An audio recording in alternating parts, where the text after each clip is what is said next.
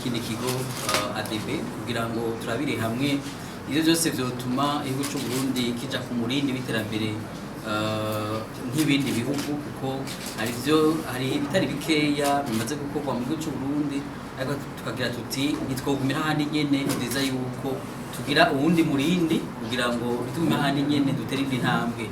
Rero uno munsi nimba twatunganije iyi retraite ni biciye umugambi witwa Harageze ufise intumbero yo kwerekana yuko mu Burundi hariho ibintu bishoboka, hariho des opportunités mu Burundi, ariko bisaba yuko abantu bamenya n'ingene bazibamwo, nimba hariho inzitizi naho tukagerageza kuziraba, kuzigako no kwiga na cane inyishu yazo. Niyo rero ntumbero y'ino sekeza twatanguje uno munsi.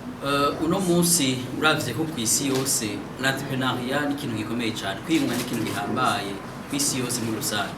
Ibihugu biteye imbere uno munsi ni kubera ko vyagerageje gushira imbere amategeko canke nivuga ne mesures incitatives kugira ngo habeho ubwirana ryo kwiyunganya muri ivyo bihugu. Mu Burundi rero hariho vyinshi cane maze kubona uvuga cane nk'ivyo gutanguza ishirahamwe mu Burundi.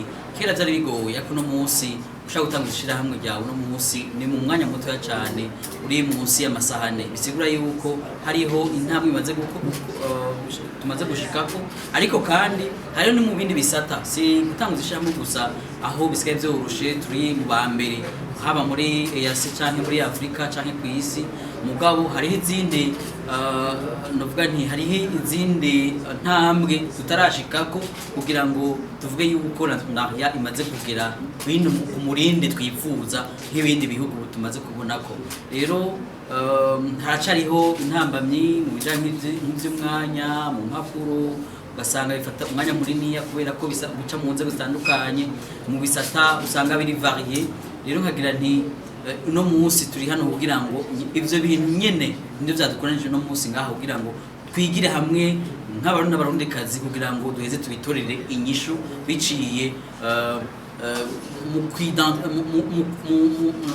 mu kurabira hamwe ivyo vyose bishoboka kugira ngo ico gisata cyo kwiyunganya mu gihugu cy'u Burundi kibe gisata ciza, ndetse gifasha no gukwega abandi kuzana imitahe mu gihugu cacu. Mayino mwiherero hazosohoka ivyigwa bisha kuri 5, buri cigwa kizoba gihagaze ku ngorane n'inyishu bijanye, hanyuma buri cigwa cose kizoheza gishikirizwe novuga nti abahinga batandukanye muri ico gisata nyene. Inyuma yaho abo bahinga nabo bazoterera ivyiyumviro kugira ngo ca cigwa tucunguremwo ibindi vyiyumviro bive muri abo bantu.